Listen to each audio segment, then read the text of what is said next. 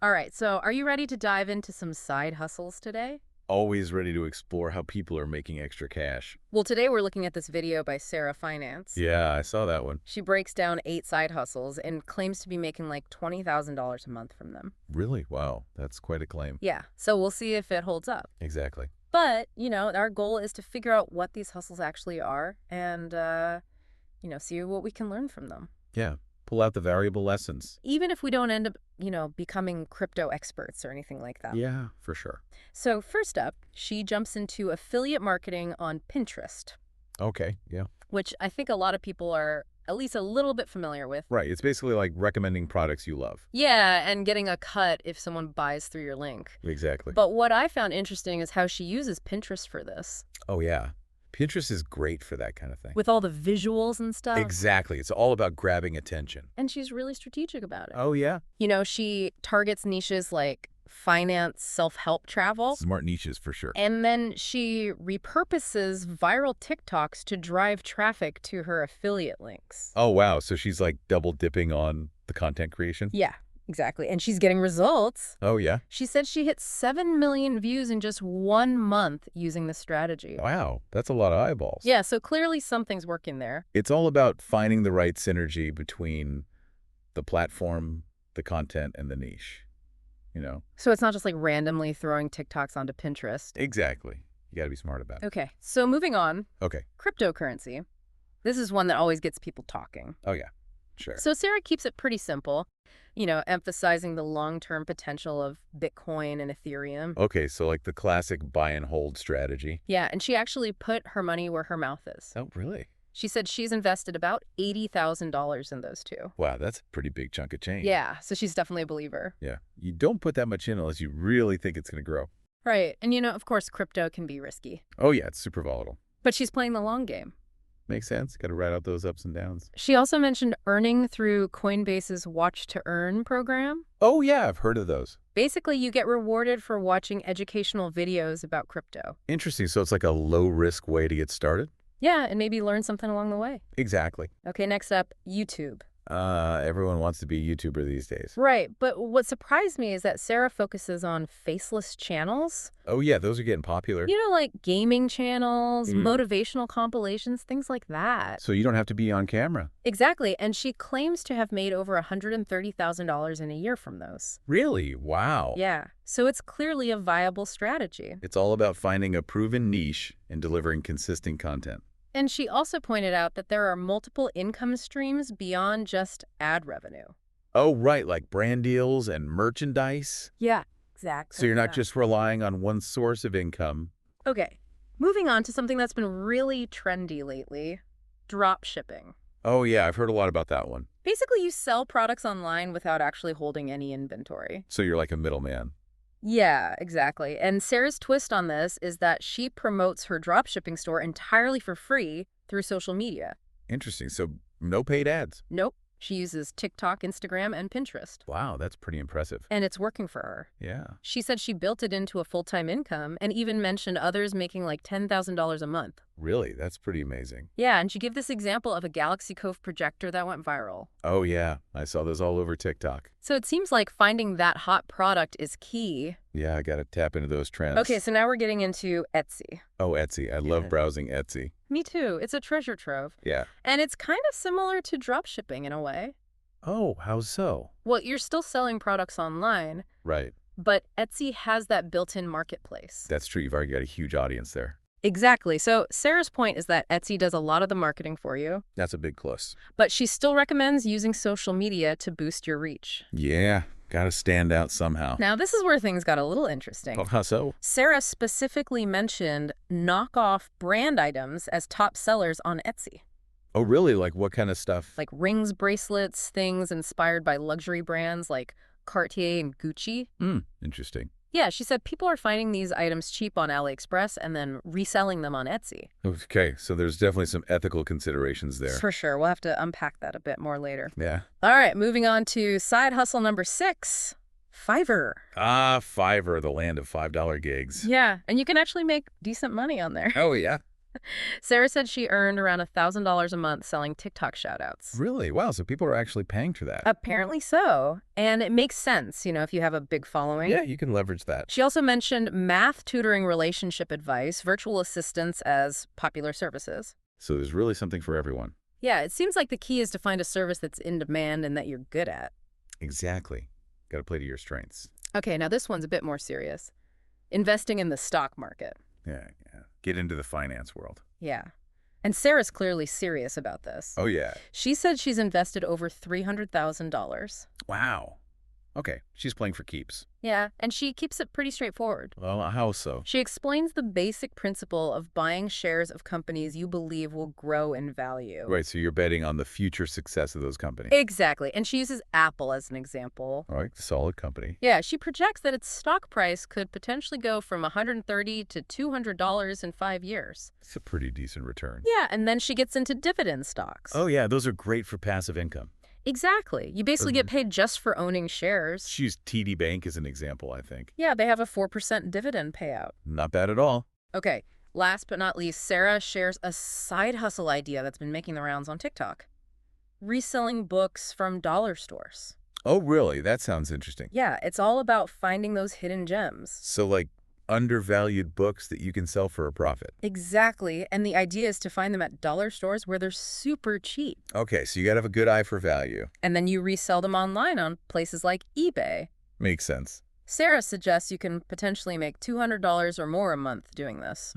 Not a fortune, but it's something. Yeah, and it could be a fun side hustle for book lovers. Yeah, if you enjoy hunting for treasures. So there you have it, 8 side hustle ideas from Sara Finance. Wow, that was a lot to take in. Yeah, she really covered a lot of ground. From social media to e-commerce to investing. And it's just the tip of the iceberg. Right.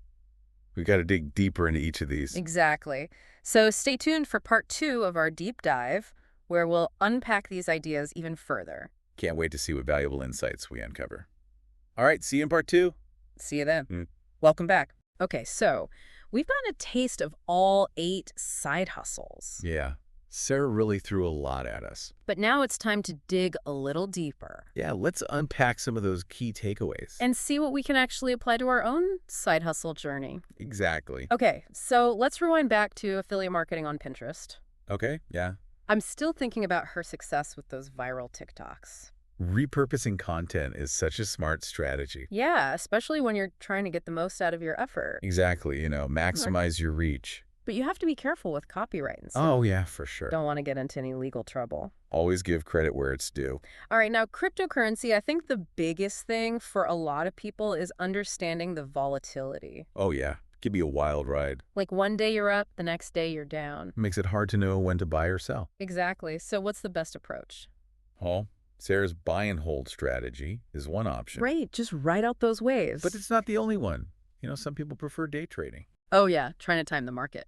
But that's way riskier. Yeah, definitely not for the faint of heart. But those watch-to-earn programs seem like a good way to dip your toes in. Yeah, I like the idea of learning and potentially earning at the same time. Plus, it's low risk. Okay, YouTube. I think a lot of people dream of having a successful channel. Oh, yeah. It's the ultimate side hustle for some. But putting yourself out there can be scary. Yeah, not everyone's comfortable being on camera.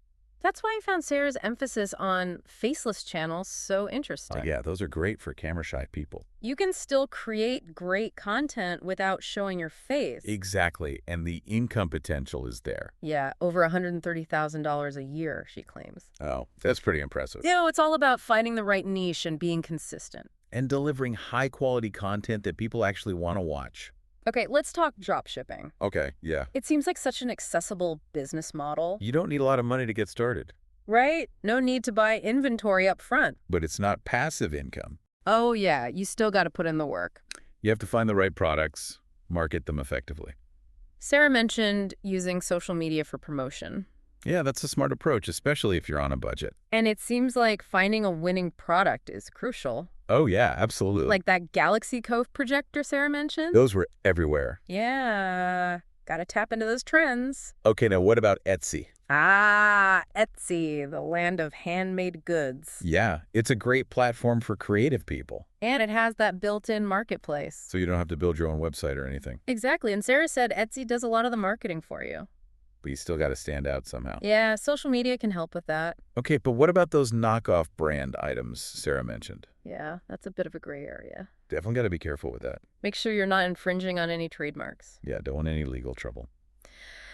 All right, moving on to Fiverr. Uh-huh. It seems like a great platform for freelancers. Yeah, you can offer pretty much any service imaginable. And set your own rates. Sarah made $1,000 a month selling TikTok shoutouts. Wow, I didn't realize people were paying for those. But it makes sense if you have a large following. So what are some other popular services on Fiverr? Math tutoring, relationship advice, virtual assistants, you name it. So it's really about finding your niche. Exactly, and presenting your services effectively. Okay, let's get into investing in the stock market. All right, time to talk about the big bucks. Sarah's clearly passionate about this. Yeah, over $300,000 invested. So she's not messing around. And she keeps it pretty simple.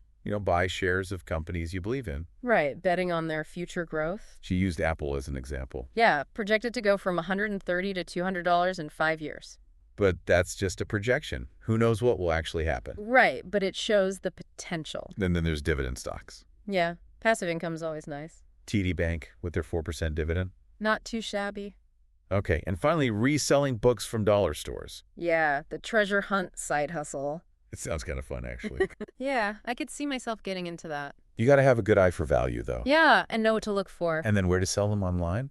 Sarah said eBay is a good option. So we've covered a lot of ground here. Yeah, we've gone deeper into each side hustle. Explore the nuances and potential pitfalls. But now it's time to get practical. Yeah, let's talk about how to actually get started. Okay, so we've talked about what these side hustles are and why they might be worth exploring. We've laid the groundwork. Now let's get down to the nitty-gritty, the how. The actionable steps. Yeah, exactly, because it's one thing to talk about potential, Right. but it's another thing to actually make it happen. So let's equip you with the tools and resources to get started. All right, let's start with affiliate marketing on Pinterest. Okay. Sarah mentioned ClickBank and Impact for finding affiliate programs, Those are good starting points. but are there other platforms worth checking out? Oh, yeah, tons. You've got CJ, Affiliate Share Sale, and a lot of companies have their own affiliate programs, too, so you can check their websites directly. So it's really about doing your research. Exactly. Find programs that align with your niche. Now, what about creating the actual content for Pinterest? Right? Like, I'm no graphic design expert. You don't have to be. Oh, really? Canva is a great tool for that. I've heard of Canva. Yeah, it's super user-friendly with tons of templates. So even someone with zero design skills can create decent visuals. Exactly. And it's really affordable, too. And Sarah emphasized consistency on Pinterest. Oh, yeah. You got to be pinning regularly. Are there tools to help with that? Absolutely. Tailwind is a popular one. Okay. It lets you schedule your pins in advance so you don't have to do it manually every day. That sounds like a huge time saver. Okay, now let's talk cryptocurrency. Okay. I know it can be intimidating for beginners. Yeah, all that tech jargon. So where do you even start learning about this stuff? Well, platforms like Coinbase, Binance, and CoinMarketCap have great educational resources. They break down complex concepts into simple terms. And they have those watch to earn programs too. Right. You can actually get paid to learn, I like that idea. but at some point you might want to consider professional financial advice. Oh yeah, when does that become necessary? I'd say if you're thinking about investing a significant amount of money, Okay. it's always good to get guidance from someone who knows what they're doing. Okay. YouTube for those who are into faceless channels. Right. What content creation tools would you recommend? Well, for screen recording and video editing, OBS Studio and DaVinci Resolve are both excellent free options. So you don't have to break the bank on expensive software? Nope. And they have all the features you need to create professional-looking videos. And what about those engaging visuals that Sarah talked about? Well, if you're looking to create animations, Animaker and Beyond are great platforms to check out. Okay. And for royalty-free music and sound effects, Epidemic Sound and Artlist are popular choices. So there are resources for every aspect of YouTube content creation. Yeah, it's all out there. You just have to find what works for you. Okay, dropshipping, finding a winning product seems like the biggest challenge. Yeah, it's definitely crucial. So how do you even begin that process? Well, first, identify your target audience. Okay. What are their needs? What problems are they facing? And then find products that solve those problems. Exactly. And you can use platforms like AliExpress, Alibaba, and Salehu to research trending products. Okay. Look for products with good profit margins, reasonable shipping times, and positive supplier reviews. So it's a combination of market research and product analysis. And don't forget about your unique selling proposition. Oh, right. What makes your product or store stand out? It could be a special bundle or exceptional customer service. Okay. Etsy, for those who are into selling handmade goods. Yeah, Etsy's a great platform for that. But what makes a successful Etsy store? High-quality product photos are a must. Oh, yeah. Presentation is everything. And craft compelling product descriptions that highlight the benefits of your items. Use keywords that buyers are likely to search for. So it's like SEO for Etsy. Yeah, kind of. And don't forget about Etsy's marketing tools like promoted listings. So you can get more visibility for your products. Exactly. And of course, excellent customer service is essential. Yeah, happy customers are repeat customers. All right, let's talk about Fiverr. Okay. Standing out on Fiverr is all about creating a compelling gig description. There's so much competition. So you got to make yours shine. How do you do that? Clarity is key. Clearly state what you offer, your experience level, and what's included in your package. Okay. Use bullet points to make it easy to read. And highlight your unique skills. Exactly what sets you apart from the crowd. And don't forget about testimonials. Oh yeah, social proof is so powerful. Encourage happy clients to leave feedback. And visuals are important too.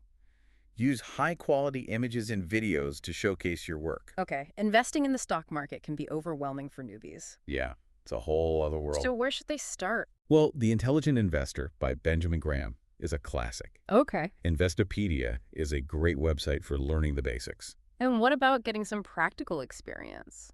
Stock market simulators are a great way to practice without risking real money. So you can kind of test the waters. Exactly. And remember, patience and discipline are crucial in investing. Don't expect to get rich quick. Now it's a long game. Okay, lastly, reselling books from dollar stores. The treasure hunt. Any tips for finding those hidden gems?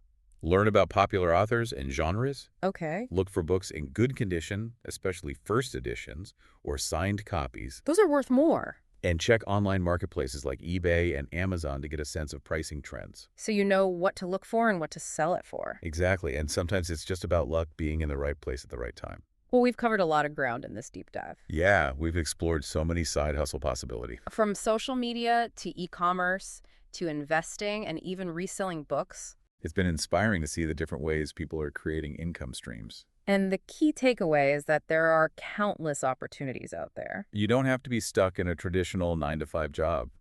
So what's your final challenge to our listeners? Take action. Pick a side hustle that excites you and start exploring. Yeah, don't be afraid to experiment and even fail. It's all part of the journey. That's a great challenge. Thanks for joining me on this deep dive. It's been a pleasure exploring these side hustles with you. And to our listeners, happy hustling.